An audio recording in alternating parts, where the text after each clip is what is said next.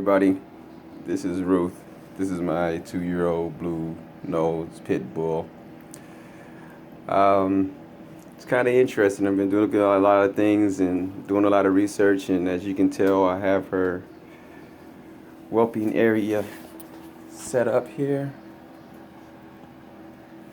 And I saw the mucus plug last night. If you haven't ever seen that before, it was kind of weird. She went out to use the bathroom and then came back in, and you could see like a thick, white, milky substance hanging from her vagina. So I figure it's going to be getting really close, and I've actually took her temperature earlier today, and she was underneath 100. She was at 98.6. So those are a couple things and other things that you want to be looking for. And then, of course, exactly what she's doing right now, the whole nesting behavior, protecting things, bringing them around there. She hasn't started panting and shivering or getting nervous yet, so I still think it might be a little bit out. But combined with that, and once you start seeing the milk from the nipples, you can pretty much determine you're within 1 to 7 days. I did make the mistake, which I advise y'all not to make, just because I wasn't living where my dogs were at. I don't know the exact date of conception. I have a feeling about when exactly it happened, not exactly, but about when it happened, because I know when her heat cycle was and when she was fertile throughout that time. So if I'm within 4 or 5 days, she should be on her 60th day, 61st day or so. So not sure if it's going to happen tonight. They say usually within 1 to 7 days after seeing the milk, but her temperature has dropped. Just do what I'm doing, just monitor, letting her chill, try to bring in here at least twice, 2 or 3 times a day, and feed her in here and let her sit in here and get nervous. If you have any other dogs, which I do, he's not around here right now.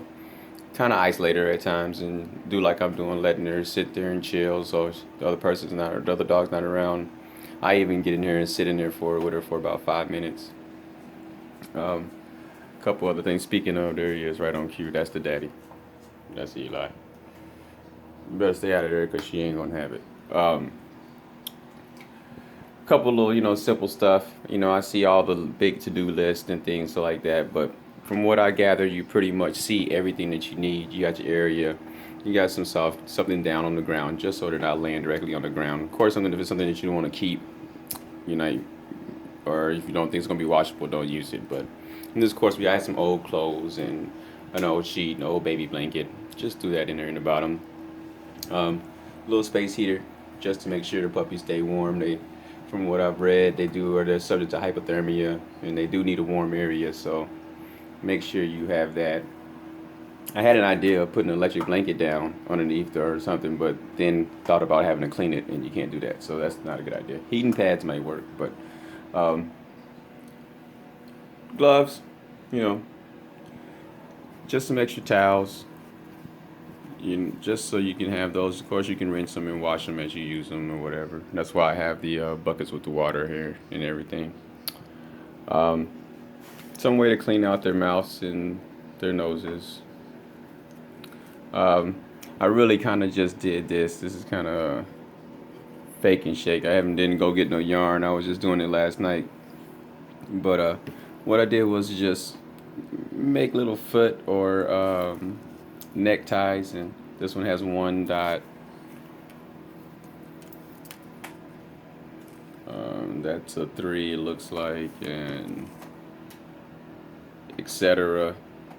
So you can have some type of identifying markings, but along with that, you always want to make sure you're taking care of the time. And then you can just put over here on this page any identifying markers, white foot, etc., etc., etc., etc., to distinguish between them. And I'm gonna stop right there because not much else going on right now, and keep you posted.